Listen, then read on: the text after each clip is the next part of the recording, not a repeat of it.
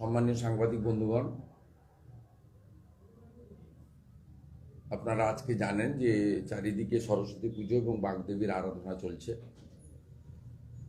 স্বাভাবিকভাবে প্রতিটা উৎসবে আমি আমার নির্বাচন কেন্দ্র, যাকে আমি নিজের মন্দিরের মতো মনে করি, এখানে থাকার চেষ্টা করি। এটা আজকে নয়, গত 20 বছরের বেশি সময় ধরে। স্বাভাবিকভাবে কলকাতাতে না থাকার জন্য আমাদের পার্টির রাজ্য কার্যালয় থেকে আমি সংবাদ সম্মেলন করতে পারছি না। তাই নন্দীগ্রাম বিধানসভার যে কার্যালয় হরিপুর, এখান থেকে আমি আপনাদের কাছে অত্যন্ত গুরুত্বপূর্ণ এবং জরুরি বিষয় নিয়ে 2-4টি কথা নিবেদন করব।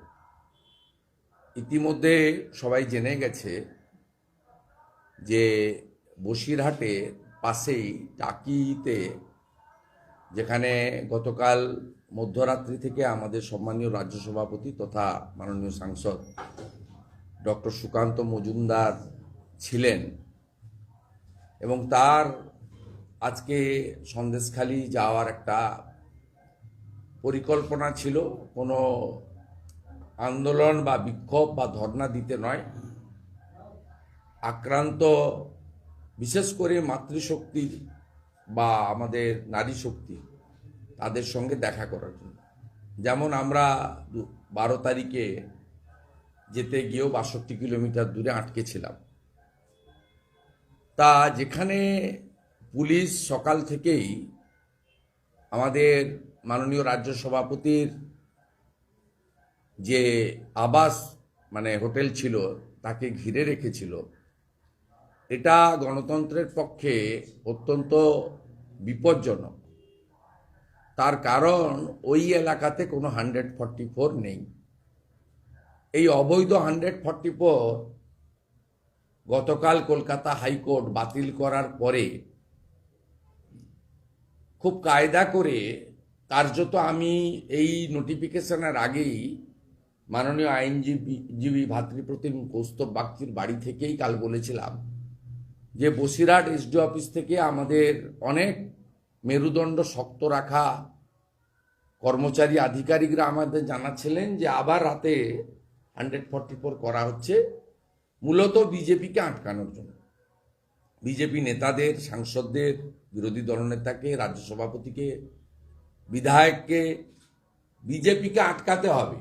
আটকালে লাভটা এটাই হবে যে স্বতঃস্ফূর্ত গণ আন্দোলন হয়েছে, এটাকে দমন করা যাবে। উইটনেস সাক্ষীগুলোকে নয় মিথ্যা মামলা পুলিশের ভয়, অথবা মমতা ব্যানার্জির যে পদ্ধতি আছে, একটি 10,000 টাকার কন্ট্রাকচুয়াল চাকরি আর পুলিশের মাধ্যমে অবৈধ টাকা দিয়ে তাদের কেনা বেচার চেষ্টা, সেটা হবে না এবারে। তাই এইটার জন্যই টাইম কিল করছে। তা আপনারা জানেন যে সকাল থেকে সবার মোবাইলে ঘুরছে যে নির্দিষ্ট কিছু এলাকাতে 144 করেছে।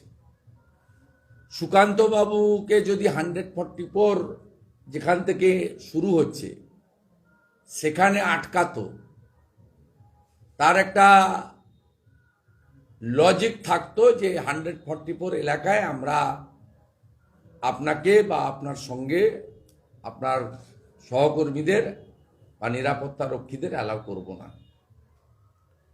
যেখানে আটকানো হয়েছে এবং বাড়িটাকে অবরুদ্ধ করা হয়েছে, সেটা 144 এলাকার বাইরে। এ প্র্যাকটিস মমতা ব্যানার্জির নতুন নয়। তিনি 12 তারিখে 62 কিলোমিটার দূরে সায়েন্স সিটিতে কলকাতা পুলিশকে দিয়ে আমাদেরকে আটকেছেন, এবং এই নজির শুধু এখানে এখন নয়, অনেক আছে। আমরা কলকাতা কর্পোরেশন ভোটের দিন দেখেছি আমাদেরকে আটকানো হয়েছে। উলবেড়িয়াতে নুপুর শর্মার কেসের দিন দেখেছি, প্রথম দিন সুকান্ত বাবুকে তার নিউ টাউনের আবাসে আটকেছে। আমাকে রাধামণিতে অশোক দিন্দার মায়ের শ্রাদ্ধে আটকেছে। এই অসভ্যতামি, নোংরামি, যা সিপিএমের সময়কালে যে সংকীর্ণ নিম্ন মানসিকতার রাজনীতি বা ক্ষমতার অপব্যবহার পুলিশকে ক্যাডারে পরিণত করেছিল, তাকে কিন্তু ছাড়িয়ে গেছে। তার সমস্ত সীমা লঙ্ঘন করে গেছেন এই স্বৈরাচারী লেডি কিম মমতা ব্যানার্জি এবং তার লেঠেল দলদাস পুলিশ। আমরা এই ঘটনার নিন্দা করছি এবং একজন শুধু রাজ্য সভাপতি নয়, তিনি একজন ল মেকার, সাংসদ। তাকে যেভাবে কার্যত ওই দুপুরবেলা আজকে তাকে অ্যাডিশনাল এসপির নেতৃত্বে হেনস্থা করা হয়েছে, শারীরিক নির্যাতন করা হয়েছে এবং স্বাভাবিকভাবে দীর্ঘক্ষণ ধরে পুলিশের উৎপীড়নের কারণে তিনি অসুস্থ হয়ে তার শারীরিক অবস্থার যথেষ্ট অবনতি ঘটেছিল। পরবর্তীকালে তাকে বসিরহাট সুপার স্পেশালিটি হসপিটালে এনে প্রাথমিক ট্রিটমেন্ট করে কলকাতার উদ্দেশ্যে তাকে রওনা করানো হয়েছে।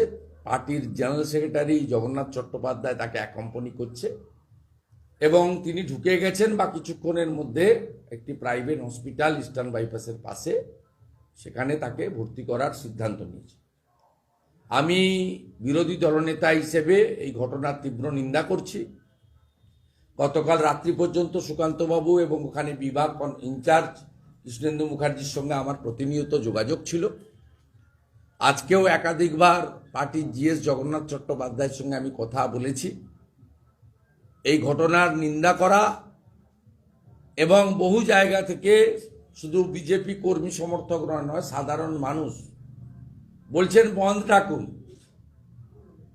আমরা সাধারণ মানুষের এই দাবিকে অস্বীকার করছি না, কিন্তু বিজেপি খুব দায়িত্বশীল পার্টি।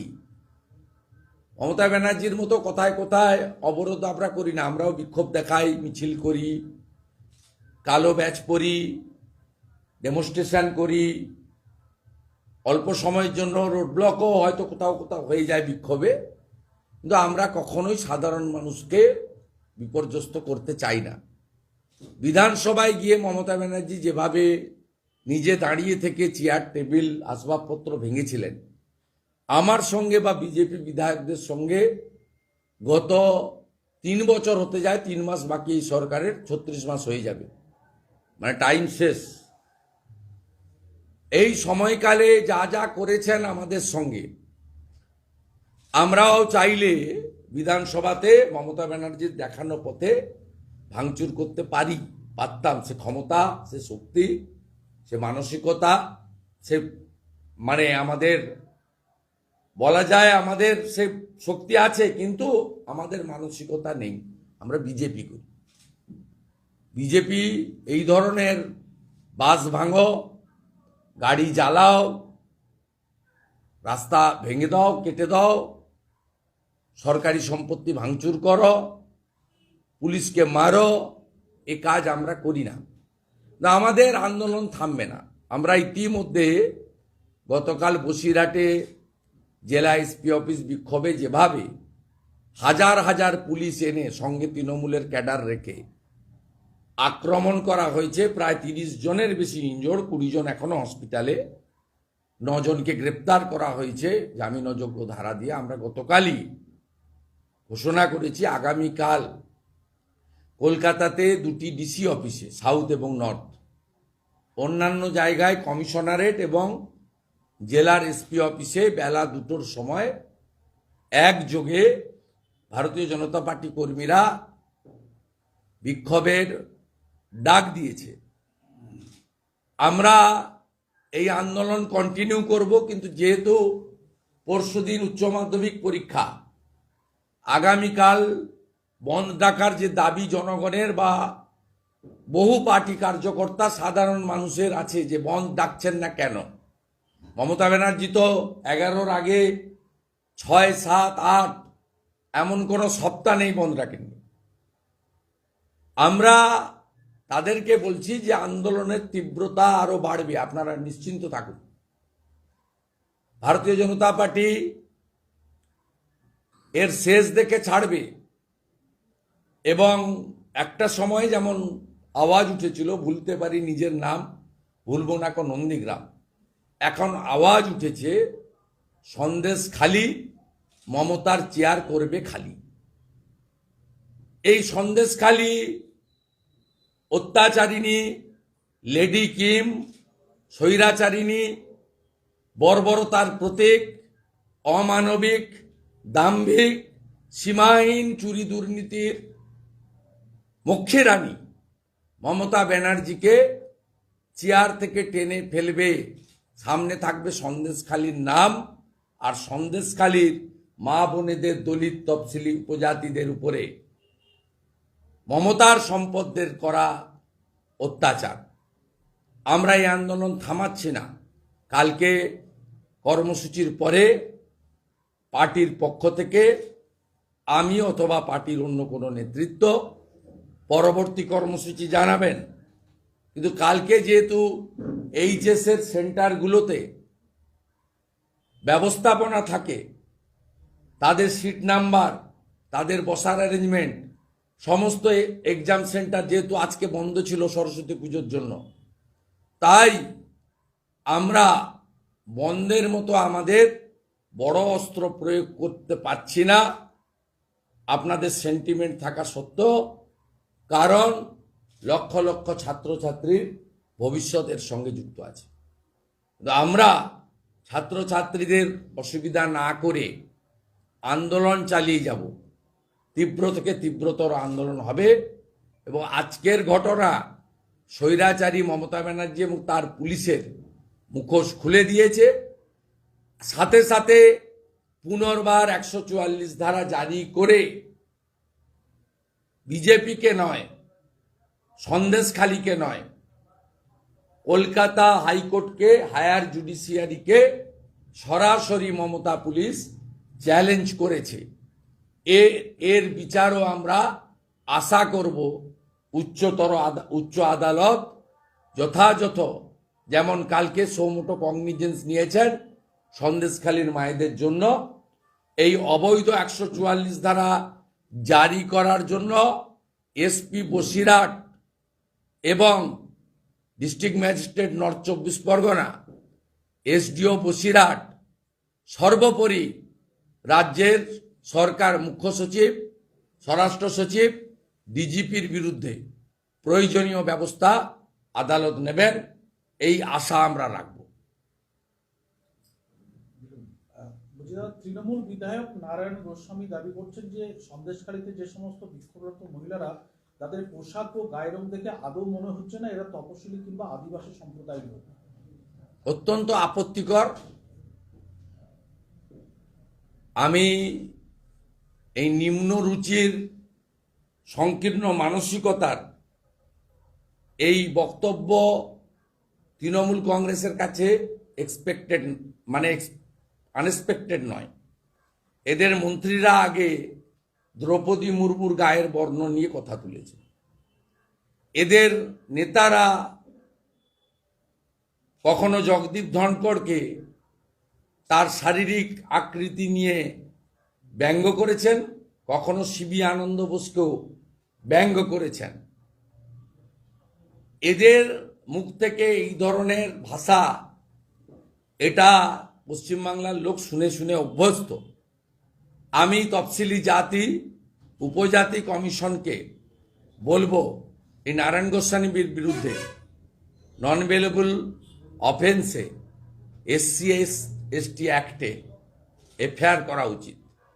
এবং আমরা ওই এলাকার প্রতিবাদী মহিলা যারা মূলত তফসিলি অথবা জনজাতি, তারাও যাতে SC ST সেকশানে তৃণমূলের এই সম্পদ, যার গরু চুরিতে সরাসরি অভিযোগ আছে, গরু চুরিতে নারায়ণ গোস্বামী যুক্ত, সিবিআই যে প্রিলিমিনারি ইনভেস্টিগেশন হয়েছে তাতে নারায়ণ গোস্বামীর নাম নর্থ 24 পরগনার বাংলাদেশ বর্ডারে তিনি গরু পাচার করেছেন, প্রমাণিত তার তথ্য ডকুমেন্ট আমার হাতে আছে।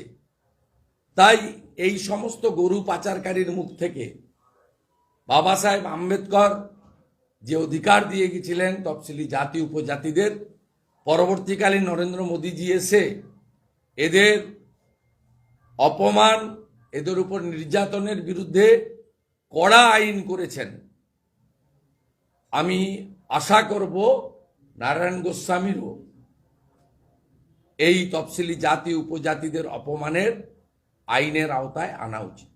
তিনি এও বলছেন, নারায়ণ গোস্বামী এও বলছেন যে ক্ষতিগ্রস্ত গ্রামবাসীদের কাছে যাবে পঞ্চায়েতের প্রতিনিধি দল, সবটা খতিয়ে দেখে ক্ষতিগ্রস্তদের ক্ষতিপূরণ দেওয়া হবে। এটা তো ওনার নেত্রীর শেখানো কথা। ওনার নেত্রী পার্ক স্ট্রিটের ঘটনার পরে প্রকাশ্যে বলেছিলেন নারীর সম্ভ্রম শ্লীলতাহানি হলে 20,000 টাকা পাবেন, আর ধর্ষণ হলে যদি প্রমাণ হয় মেডিকেল রিপোর্ট করে 2 লক্ষ টাকা পাবেন। এটা তো রেট চার্ট করা আছে। ওনাদের যেমন অয়নশীলের বাড়ি থেকে পৌরসভার কর্পোরেশনের সুইপার মজদুরের জন্য 5 লক্ষ টাকার রেট ছিল, তার রেট চার্ট বেরিয়েছে। একটা জব কার্ড ফেয়ারে, জব কার্ড ডিস্ট্রিবিউশনে প্রধানমন্ত্রীও বলেছে बंगाल में ये रेट चल रहा है। क्लार्क में 12 लाख, इंजीनियर में 20 लाख, ग्रुप डी में 10 लाख, मजदूर और सुइपार में 5 लाख। এখানেও তো ওর মালিক, ও তো কর্মচারী, গরু পাচারকারী নারায়ণ গোস্বামী। এই গরু পাচারকারীর মালিক যে, তার নাম মমতা ব্যানার্জি, তিনি এই রেট আগেই ডিক্লেয়ার করে রেখেছেন 2 লক্ষ টাকা ফর রেপ, এবং সেটা এস্টাবলিশ করতে হবে হসপিটালে, মানে মমতার হসপিটালে গিয়ে তাকে প্রমাণ করতে হবে। আপনারা ডাক্তারবাবুদের জিজ্ঞেস করবেন যে রেপ ভিকটিমের ক্ষেত্রে এটা আমার কথা না, এটা মেডিকেল সায়েন্সের কথা। 24 ঘন্টার মধ্যে তার যদি প্রপার টেস্ট না হয় কখনো রেপ এস্টাবলিশ হয় না। স্বাভাবিকভাবে এরা তো আসতেই দেয় না। সন্দেশখালীর মা বোনেরাই বলেছেন যে সামান্য জিডি করতে গেলেও নেওয়া হতো না থানায়, বলা হতো শাহজাহানের কাছে চলে যাও। দাদা, সন্দেশখালী বিভিন্ন এলাকায় নতুন করে 144 ধারা জারি করা হয়েছে। শুধু 144 ধারা নয়, বলুন। তার মধ্যেই 18ই ফেব্রুয়ারি সন্দেশখালীতে তৃণমূলের 4 মন্ত্রী গিয়ে সেখানে সভা করবেন, কিন্তু যে ধানখালী নৌকা ঘাটিতে যাবেন সেখানেও কিন্তু 144 ধারা জারি করা আছে। শাসক দল বলে কি কোনোভাবে ছাড় দেওয়া হচ্ছে, বিরোধীদেরকে আটকানো হচ্ছে? আপনি দেখুন যে আমরা হাইকোর্টে গেছিলাম, আরেকটা পার্টিও গেছিল। হাইকোর্ট প্রথম বিকাশবাবুদের প্রেয়ারে 144 রিজেক্ট করে দেয় ইললিগেল বলে, আর আমাদের বলে যেহেতু 144 রিজেক্ট হয়ে গেছে তাহলে আপনাদের যাওয়ার ক্ষেত্রে কোনো বাধা নেই, যদি আটকায় আবার আসবেন। এবং আমাদের ঘোষিত অবস্থান আছে, আমরা সেদিন 4.5 ঘন্টা সূর্যাস্ত পর্যন্ত আটকে ছিলাম। পুলিশ আমাদের এসে বাধা দেয়নি, বা আমরা এই অবস্থার আমার দিক থেকে আমি ক্লিয়ার করছি। কালকেও যেখানে বাধা দেবে শান্তিপূর্ণ ধর্ণা অবস্থান আমরা করব। আমি পুলিশের সাধারণ কর্মীদের সঙ্গে মারপিটে আমি যাওয়ার পক্ষপাতী নই, কারণ তারা ইনোসেন্ট এবং তারা যা খুশি করতে পারে। আমাদের দিক থেকে বা আমার দিক থেকে আমি কখনোই কোনো দিনই, আপনারা দেখেছেন নবান্ন অভিযানের দিন আমাকে বেহালা থেকে বেরোনোর পরে আপনার সেকেন্ড ব্রিজ হেস্টিংসের কাছে আটকে ছিল, মহিলা পুলিশ আনা হয়েছিল। আমি মাতৃশক্তিকে সম্মান করে বলেছিলাম আপনারা আমার গায়ে হাত দেবেন না, ইংরেজিতে বলেছিলাম। অনেক ব্যঙ্গ করেছেন ওনারা। এতে দুটো উদ্দেশ্য ছিল। একটা, মানুষকে যদি কেউ, আপনি স্বাভাবিকভাবে চোখের কাছে হাত নিয়ে গেলে দেখবেন চোখ বন্ধ হয়ে যায়। একটা লোককে কেউ যদি ধাক্কা মারে শরীর তাকে উত্তর দিতে চায়। ওরা চেয়েছিল যে আমাকে মহিলা পুলিশরা ধাক্কা মারবে, ফিজিক্যাল অ্যাসল্ট করবে, আমি তাদের বাধা দেওয়ার চেষ্টা করব। তাতে যে খ্রিস্টান পুলিশ অফিসারটাকে পাঠানো হয়েছিল দুটো কাজ করত। একটা, পুলিশের সরকারি কাজে বাধা দান, আরেকটা এসসি সেকশন দিয়ে, আপনার মাইনরিটিস যে সেকশন আছে সেই সেকশন দিয়ে আমাদের এগেনস্টে মামলা করতো। আমরা এগুলো ভয় পাই না। তো আমি আবারও বলছি, আপনাদের আমি এই ছবিটা দেখাতে পারি যে ইতিমধ্যে এই যে দেখুন খোঁচা খোঁচা বাঁশ লাগিয়ে নদীর এপারে বেরমজুর 2GP এই বাঁশগুলো খোঁচা খোঁচা রেখেছে, মানে যাতে সিরিয়াস ইনজোর হয় বাঁশ পেরোতে গেলে। আপনি দেখুন কালকের প্রস্তুতিটা দেখুন, 3 জায়গায় মমতা প্রাচীর বানিয়েছে, আরেকটা কমিউনাল এসডিপিও মিনাখার আমিনুল ইসলাম দাঁড়িয়ে 3 জায়গায়। এবং বেরমজুর 2GPতে এর আগে 144 ছিল না, আজকের এটাতে লাগিয়েছে যাতে নদীর এপারে আটকানো যায়, কারণ সায়েন্স সিটিতে আটকানো যাবে না। হাইকোর্টে কানমোলা খেয়েছেন, এইসব করে বেড়াচ্ছেন এরা। এতে কি আটকানো যাবে? আমরা কালকে অ্যাসেম্বলি থেকে আমাদের বহু এমএলএ কাল বিকেল থেকেই দিল্লি যাবেন, আমাদের 17-18 কনভেনশন আছে। আমরা 30 জন মতো এমএলএ কালকে অ্যাসেম্বলির গেট থেকেই বেরোবো, এবং যেখানে আটকাবে সেখানে ধর্ণা অবস্থান হবে। পুলিশ কি করবে পুলিশ জানে, তারা গ্যাস ফাটাবে না লাঠি মারবে না ফিজিক্যাল হেনস্থা করবে না অ্যারেস্ট করবে, দ্যাটস দেয়ার বিজনেস। আমাদের যা ঘোষিত অবস্থান আছে আমরা করব। ওদের পার্টিও রাস্তায় নেমে মুভমেন্ট করছে, স্টেট প্রেসিডেন্ট নিজে গতকাল দুপুর থেকে লিড করছেন। আমরা প্রথম দিন থেকে আছি এবং আমরা গভর্নর সাহেবকে ধন্যবাদও জানাই। আবার কেরাল থেকে ফিরিয়ে এনে বাধ্য করিয়েছিলাম যাতে গভর্নর সাহেব ওখানে যায়, এবং আমাদের আপিলেই, আমার রিটিন আপিলেই মহিলা কমিশন এসেছে, কালকে এসসি কমিশন যাচ্ছে। আমাদের দিক থেকে সমস্ত রকমের ওই প্রতিবাদী মহিলা জনগণের পক্ষে আমরা আছি, আমরা কাজ করব। এরা যা করছে 2011 সালে যে গণ আন্দোলনের ঢেউ এখানে উঠেছিল বাংলাতে, সেই সময়কার পুলিশ পরিচালিত সরকার যা যা ভুল করছিল আজকে এরা ঠিক তাই করছে। একদিকে রাজীব কুমার, আরেকদিকে বিনীত গোয়েল, এদের দ্বৈত নেতৃত্বে মমতা ব্যানার্জির মতো একটা চোর, করাপ্টেড, পরিবারবাদী, তোষণবাজ পশ্চিমবঙ্গে রোহিঙ্গাদের ঢুকিয়ে বাংলার ডেমোগ্রাফি চেঞ্জ করেছেন। 9টা জেলা কার্যত হাতের বাইরে, তাকে প্রোটেকশন দেওয়ার ব্যবস্থা করছেন। তো আমরা রাষ্ট্রবাদী যারা ভারতীয় জনতা পার্টির কার্যকর্তা বিভিন্ন স্তরে, আমরা এর শেষ দেখে ছাড়ব। আগামীকাল বসিরহাটে এসপি অফিস বিক্ষোভে কর্মীদের উপরে বর্বরোচিত হামলা, রাজ্য সভাপতির উপরে আক্রমণ এবং সন্দেশখালীর 144 ধারা প্রত্যাহারের দাবিতে সর্বত্র এসপি অফিস এবং কমিশনারেটে ভারতীয় জনতা পার্টির শান্তিপূর্ণ বিক্ষোভ হবে। বিজেপি কার্যকর্তাদের সাথে সাথে জনগণকেও এই কর্মসূচিতে সামিল হওয়ার আবেদন জানাচ্ছি। এবং আগামীকাল আমরা বিধানসভাতে যে 6 জন সাসপেন্ডেড বিধায়ক আছি, আমরা 1 ঘন্টা বিধানসভাতে আমরা আমাদের অবৈধ সাসপেন্ডের জন্য বিক্ষোভ দেখাবো।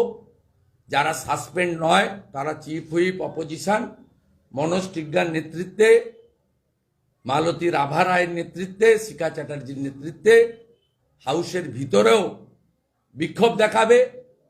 এবং যদি মমতা ব্যানার্জি কাল বিধানসভায় আসেন, তাকে বিক্ষোভ দেখিয়ে ভারতীয় জনতা পার্টির বিধায়করা সিদ্ধান্ত নিয়েছে এলওপি সহ 6 জনকে সাসপেন্ডের প্রতিবাদে মমতা ব্যানার্জিকেও কালকে বিক্ষোভ দেখিয়ে বয়কট করা হবে।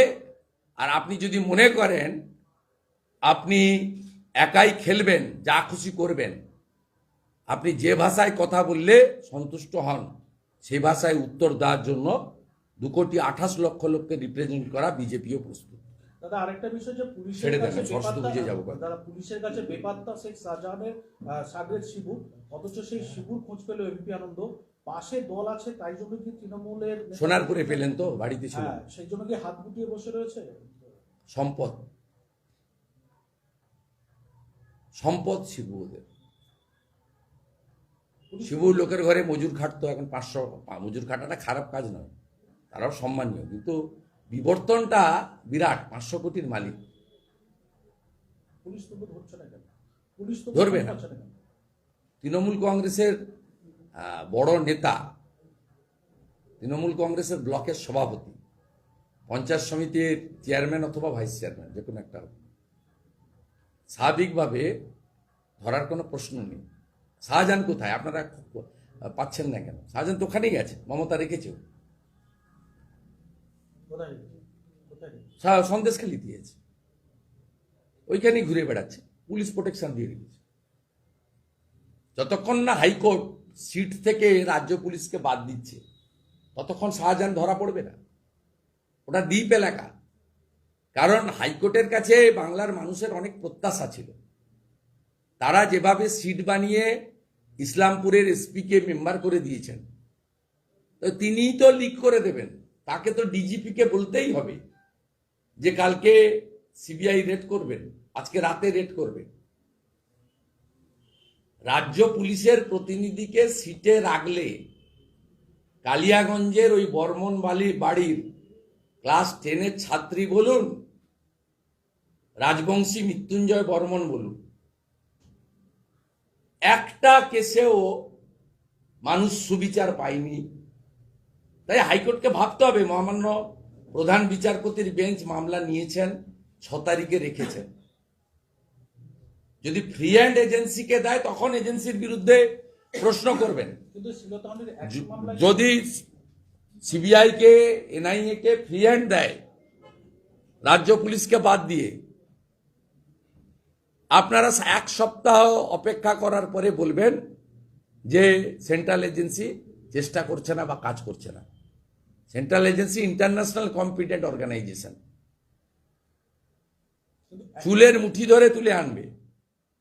কিন্তু এই সিট থেকে মমতা পুলিশকে বাদ দিতে হবে, তো কোর্টের ম্যাটার, আমার বলার কিছু নেই। আমি বাংলার মানুষের কথা বলছি, কোর্টকে সম্মান রেখে। কোর্ট যা বলছে, কোর্ট টেস্ট করছে, টেস্ট করুক, কিন্তু যত টাইম কিল হবে, এভিডেন্স লোপাট হবে, বাংলাদেশে প্রচার করবে, এবং মমতা এবং তার সাকরের রাজীব কুমাররা কূটবুদ্ধি দিয়ে মামলাগুলোকে নষ্ট করার চেষ্টা করবে। দাদা লোকসভা ভোটের আগে 21শে ফেব্রুয়ারি পাঞ্জাব সফরে যাচ্ছেন মুখ্যমন্ত্রী।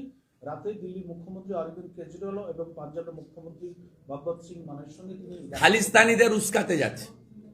মমতা ব্যানার্জি রাষ্ট্রবিরোধী, দেশবিরোধী। মমতা ব্যানার্জি পাঞ্জাবে যাচ্ছে সুপ্ত খালিস্তানিদেরকে উস্কাতে। মমতা ব্যানার্জি এরপরে হয়তো কানাডাও যাবে, যেখান থেকে ভারত বিরোধী চক্রান্ত হচ্ছে। ভারত বিরোধী চক্রান্ত হচ্ছে। আমাদের শিখ সমাজ, গুরু নানক সাহেবজি, গুরু তেগ বাহাদুর, তারা সবচেয়ে বেশি লড়াই করেছেন মুঘল পাঠানদের বিরুদ্ধে। তারা না থাকলে, শিখ সমাজের লড়াই না থাকলে হিন্দু শূন্য হয়ে যেত ভারতবর্ষ। মুঘল পাঠানদের সঙ্গে তারাই লড়েছেন। আমাদের দেশ স্বাধীন করতে শহীদ ভগৎ সিং থেকে শুরু করে প্রত্যেকটা যুদ্ধে, এমনকি যখন পাকিস্তান থেকে বাংলাদেশকে স্বাধীন করা হয়, তখন সবচেয়ে বেশি শাহাদাত বরণ শহীদ হয়েছেন শিখ আর্মিরা। অ্যাজ এ হোল তারা হচ্ছে রাষ্ট্রপ্রেমী। তাদের কোনো ইস্যুতে দাবি থাকতে পারে, কৃষক সমাজের দাবি থাকতে পারে। প্রধানমন্ত্রী এর আগেও এগ্রিকালচার বিল উইথড্র করেছেন, চণ্ডীগড়ে আলোচনা চলছে, দ্যাটস অ্যানাদার থিং। ইনি যাচ্ছেন খালিস্তানি, যারা সুপ্ত খালিস্তানি, যাদের কানাডা ফাইন্যান্স করে, কানাডা থেকে কন্ট্রোল হয়, তাদেরকে উস্কে দেওয়ার জন্য। আমি ভারত সরকারকে অনুরোধ করব, মমতা ব্যানার্জির পিছনে যেন এনআইএ লাগিয়ে রাখা থাকে। উনি যাচ্ছেন দেশবিরোধী শক্তিকে উস্কে দিয়ে ভারতবর্ষের ক্ষতি করার জন্য। তারা বাংলায় তৃণমূলের বিরুদ্ধে জুন পেতে লড়াইয়ের কথা বলছে বাম কংগ্রেস। আগামীকাল তারা বহরমপুরে অধীর চৌধুরী সেলিম বৈঠক করবেন। ওইখানেই গিয়ে করবে। সে মোহাম্মদ সেলিম মুর্শিদাবাদ সিটটা চায় অধীর চৌধুরীর কাছ থেকে। মোহাম্মদ সেলিম রায়গঞ্জে গতবারে এমপি থাকা অবস্থায় গোহারান হেরেছে। উনি 2004 সালে উত্তর কলকাতা থেকে জিতেছিলেন, তার জন্য মন্দিরে গিয়ে চন্দ্রামিত্রও খেয়েছেন। গত 19-এর ভোটে তিনি রায়গঞ্জের সাংসদ ছিলেন, ওখানে তিনি 1,85,000 ভোট পেয়েছিলেন এবং গোহারান হেরেছিলেন। ভারতীয় জনতা পার্টি জিতেছিল, দ্বিতীয় স্থানে তৃণমূল ছিল। তা উনি এখন মুর্শিদাবাদ আসনটি চান, সেই জন্য অধীর চৌধুরীর কাছে হেডকোয়ার্টার করেছেন।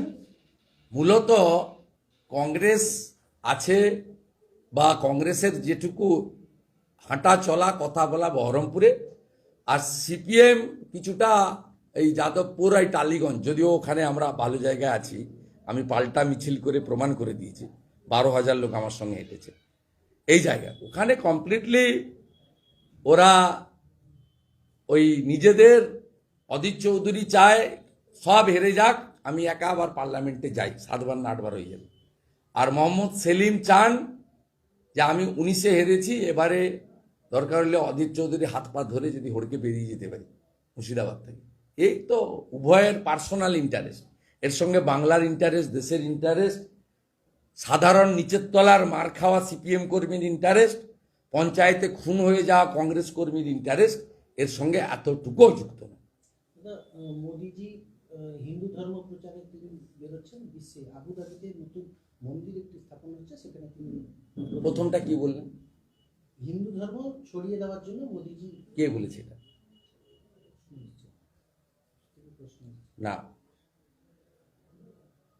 নরেন্দ্র মোদীজি প্রধানমন্ত্রীর এটা কাজ নয়, তিনি করেনও না। তিনি অযোধ্যার রাম মন্দির উদ্বোধনে অল ইন্ডিয়া ইমাম পরিষদের চেয়ারম্যানকেও ডেকেছিলেন। সনাতন সংস্কৃতি ভারতবর্ষ, হিন্দুস্তান এটা আলাদা নয়। তিনি মন্দির উদ্বোধনে আবুধাবিতে গেছেন এবং যেভাবে ইসলামিক কান্ট্রি তাকে রিসেপশন দিয়েছে, তাকে বরণ করে নিয়েছে, এবং ওখানে মন্দির করার জন্য এই প্রথম জমি তারা প্রোভাইড করেছে। উনি একজন সনাতনী হিসেবে, হিন্দু হৃদয় সম্রাট হিসেবে গেছেন, কিন্তু তিনি মুনি ঋষি সন্ত সমাজ যে কাজ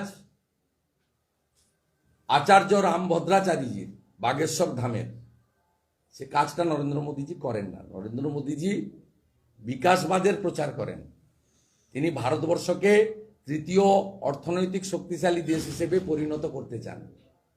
তিনি একমাত্র লোক, আমার নন্দীগ্রামের গোকুলনগরের স্টুডেন্ট ছিল ইউক্রেনে, তিনি পুতিন সাহেবকে ফোন করে বলেছেন আপনাকে 6 ঘন্টা যুদ্ধ থামাতে হবে। ইউক্রেনকে বলেছেন 6 ঘন্টা যুদ্ধ থামাতে হবে। ইউক্রেনে আটকে থাকা 30,000 মেডিকেল স্টুডেন্টকে আমি বের করব, আমার এয়ারফোর্স বের করবে।